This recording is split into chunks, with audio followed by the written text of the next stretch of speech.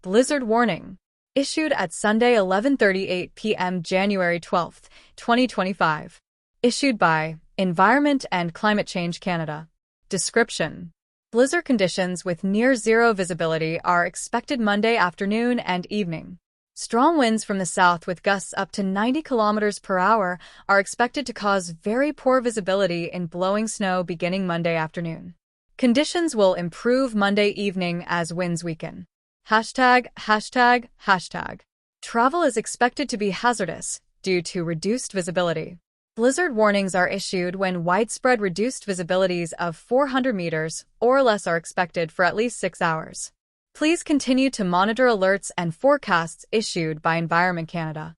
To report severe weather, send an email to nstorm@ec.gc.ca or tweet reports using #NTStorm.